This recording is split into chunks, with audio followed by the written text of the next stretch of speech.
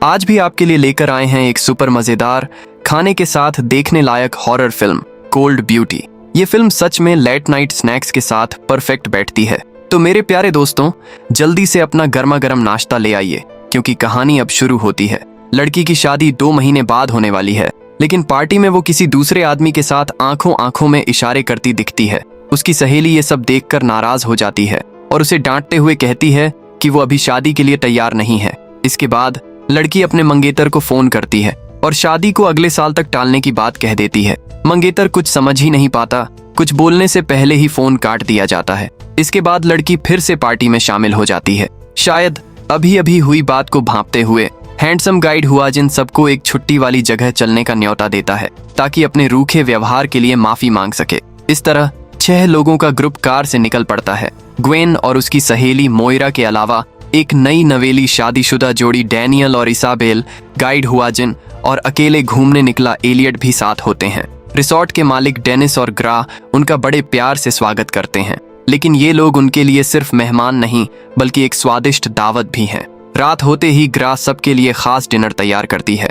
Sea food, करी, beef, हर तरह के पकवान मौजूद हैं। भरपेट खाने के बाद सब लोग पूल के किनारे बैठकर ठंडी समुद्री हवा का आनंद लेते हैं। ग्वेन का दिल गर्म होने लगता है और वो खुद हुआजिन से फ्लर्ट करने लगती है। वो उसके पैरों पर झुककर उसके टैटू को हल्के से सहलाती है। ये देखकर मोइरा को बुरा लगता है और वो वहां से चली जाती है। अब दोनों को खुलकर नजदीक आने का मौका मिल जाता है। पूल से शुरू हुई ये नजदीकियां विला तक पहुंच जाती हैं। जज्बातों में बहकर हुआजिन अचानक ग्वेन को हल्का सा काट लेता है। दर्द से चौंक कर ग्वेन उसे धक्का दे देती है। हुआजिन तुरंत माफी मांगता है और कहता है कि वो किचन से एक अच्छी वाइन लाकर अपनी गलती सुधारना चाहता है, लेकिन किचन में काफी ढूंढने के बाद भी उसे कुछ नहीं मिलता। तभी उसकी नजर पास के एक छोटे दरवाजे पर पड़ती है। उसे लगता है शायद वो वाइन सेलर हो। वो चुपके से अंदर चला जाता है, लेकिन अंदर अंधेरा है और चारों तरफ प्लास्टिक के पर्दे लटके हुए हैं। तभी मेज पर रखी बड़ी सी आंत देखकर उसे एहसास होता है कि ये कोई वाइन सेलर नहीं बल्कि बैक किचन है। अचानक ग्रा पर्दा हटाकर पूछती है कि हुआजिन यहाँ क्या कर रहा है, लेकिन हुआजिन तो मालिकन से ही फ्लर्ट करने लगता है और उसकी तारीफों के पुल बांधने लगता है। उसे लगा कि उसकी बातें बनाने की कला इतनी तेज है कि वो सामने वाले को आसानी से मना लेगा, लेकिन उसने ये नहीं सोचा था कि ग्रा अचानक चाकू उठाकर उस पर जोर से वार कर देगी। अचानक हुए हमले से हुआजिन घबरा गया। उसके पास बचाव करने की ताकत ही नहीं बची। शरीर में उठते दर्द के बीच वो बार बार माफी मांगने लगा। उसे लगा शायद उसकी बातों से वो नाराज हो गई है, लेकिन उसे क्या पता था कि जिस पल वो इस रिजॉर्ट में दाखिल हुआ उसी पल से वो कटने के लिए रखे मांस की तरह बन चुका था।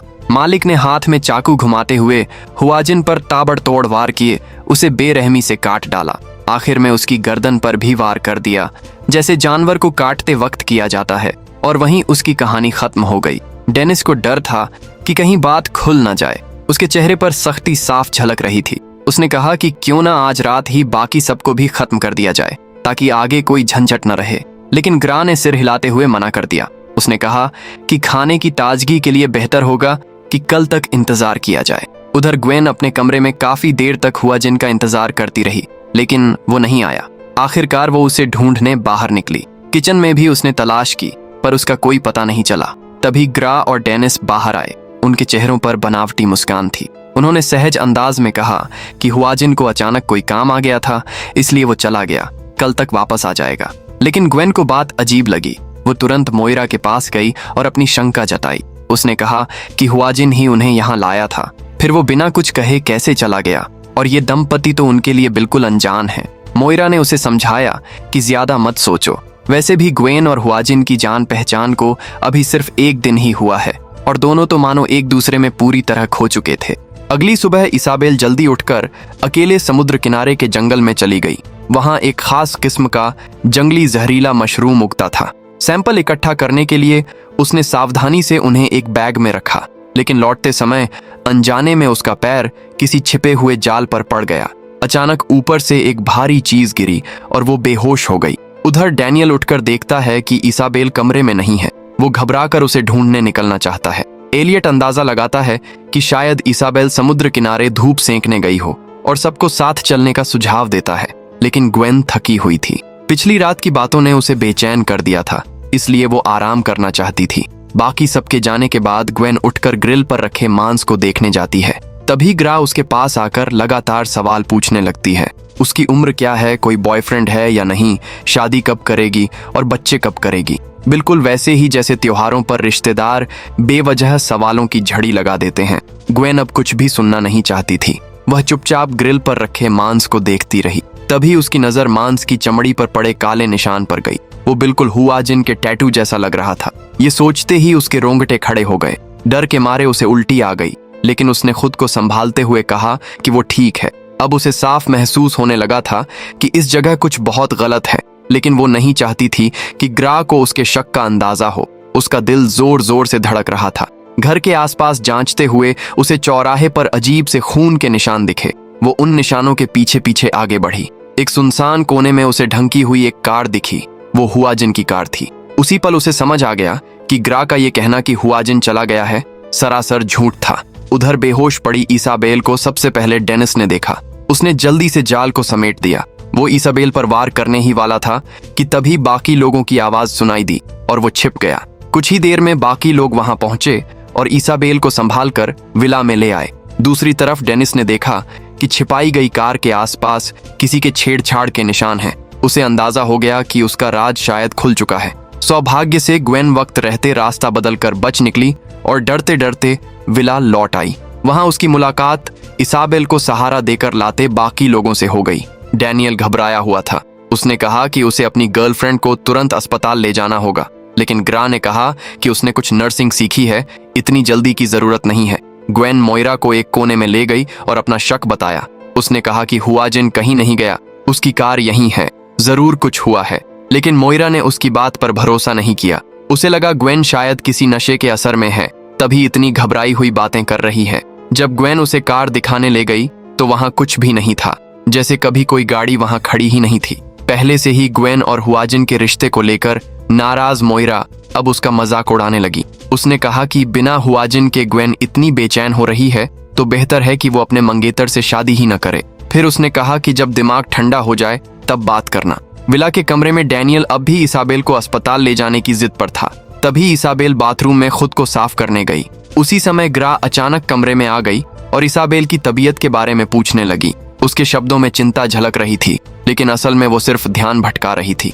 अगले ही पल डेनिस अचानक अंदर घुसा और हथौड़े से डैनियल के सिर पर वार कर उसे बेहोश कर दिया। इसी दौरान इसाबेल पर भी ग्रा ने अचानक हमला कर दिया। आखिरकार इसाबेल और डैनियल दोनों को घसीटकर एक कसाईखाने जैसे कमरे में ले जाया गया, जहां उनके हाथ लोहे की जंजीरों से कसकर बांध दिए गए। अब अगला नंबर ग्वेन, उसकी सहेली मोइरा और एलियट का था।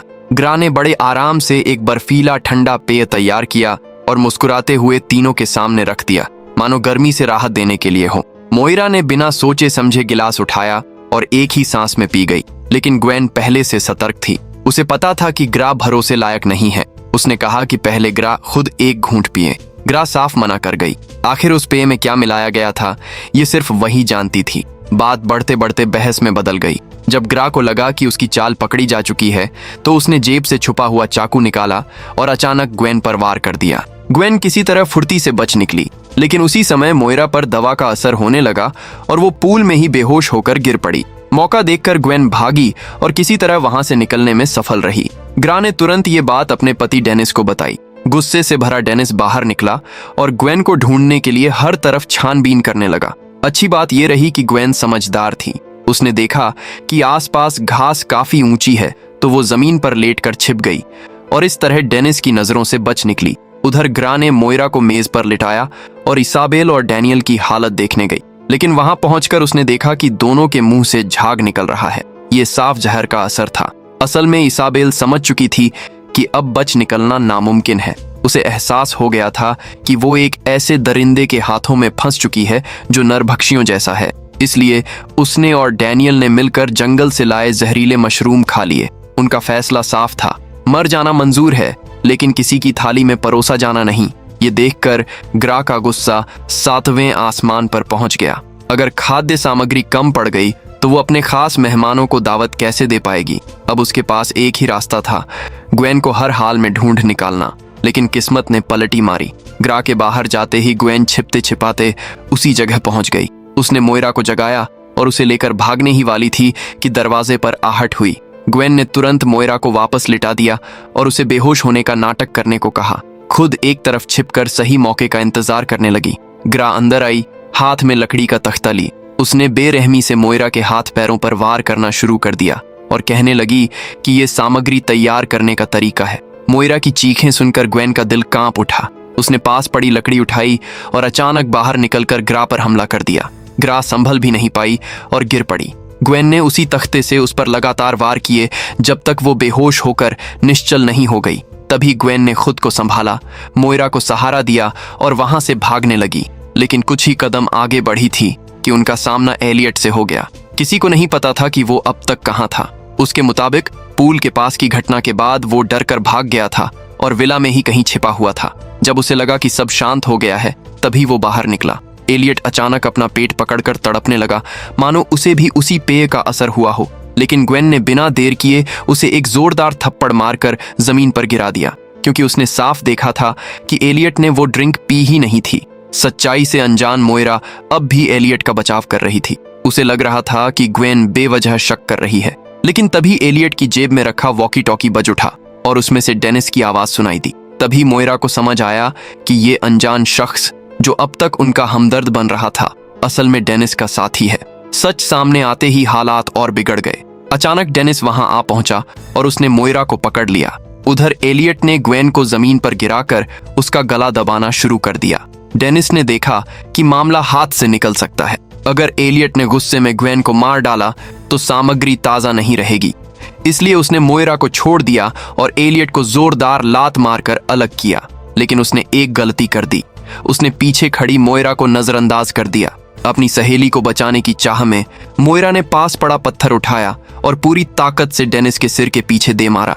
मौका मिलते ही दोनों लड़कियां भागीं और दूर जाकर एक पेड़ के पीछे छिप गईं। उन्हें उम्मीद थी कि शायद वे बच निकलेंगी, लेकिन ये इलाका ज्यादा बड़ा नहीं था और उन्हें ढूंढ निकालना बस वक्त की बात थी।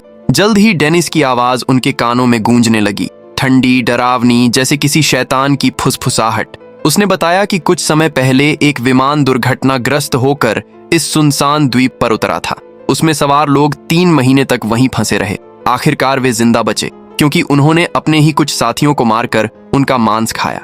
यही अनुभव उनके भीतर एक अजीब जिज्ञासा और लालच जगा गया। तभी से वे लोग समय समय पर यहाँ इकट्ठा होते और दावत का आयोजन करते। इतना कहते ही एलियट ने दोनों को ढूंढ निकाला। उसने बेरहमी से ग्वेन को जमीन पर पटक दिया। मोइरा ने जब ये देखा तो उसका हौसला अचानक फूट पड़ा। वो कूदकर एलियट की पीठ पर चढ़ गई और उसके कान को पूरी ताकत से काट लिया, इतनी जोर से कि उसका एक हिस्सा अलग हो गया।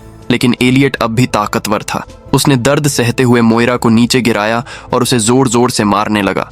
मोइरा की हालत बिगड़ने लगी। ग्वेन उसे बचाने दौड़ी, लेकिन तभी डेनिस वहां आ पहुंचा। उसने ग्वेन को पकड़कर जोर से जमीन पर पटक दिया। वो उसे ऐसे देख रहा था जैसे कोई शिकारी अपने घायल शिकार से खेल रहा हो। उसने उसे तुरंत मारने की जल्दी नहीं दिखाई, बल्कि मुस्कुराते हुए बताया कि उसे आखिर में क्यों रखा गया है, क्योंकि वो 6 हफ्ते की गर्भवती है और इसका मतलब है हर दावत में एक अतिरिक्त हिस्सा। शायद ये मां बनने की ताकत थी या फिर इन दरिंदों के प्रति गहरी नफरत।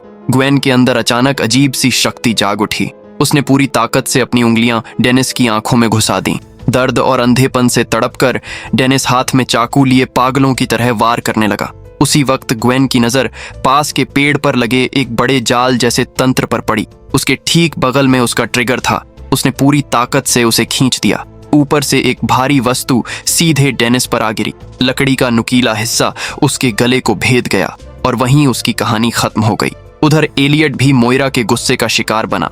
मोइरा ने पूरी ताकत से उसे पेड़ की तरफ धक्का दिया। पेड़ की शाखा उसके शरीर में धंस गई और उसकी भी वहीं मौत हो गई। लंबी और डरावनी जंग आखिर खत्म हुई।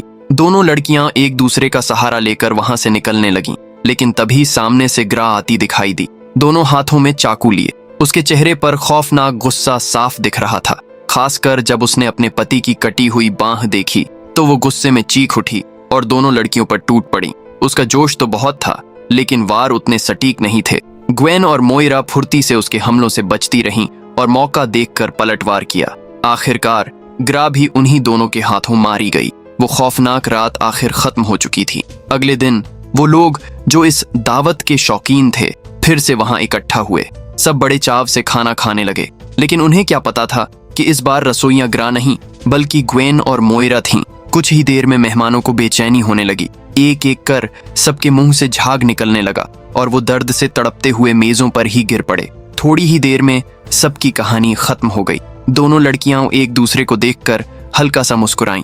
उन्होंने सिर्फ अपनी जान ही नहीं बचाई थी, बल्कि एक पूरे अपराधी गिरोह का अंत कर दिया था, वो भी पूरी तरह से। यहीं इस कहानी का अंत होता है। कुल मिलाकर कहानी समझने में आसान है, थ्रिल से भरपूर है और सोने से पहले देखने के लिए एकदम परफेक्ट है। ठीक कहा ना दोस्तों? चलो अगली बार फिर मिलते हैं।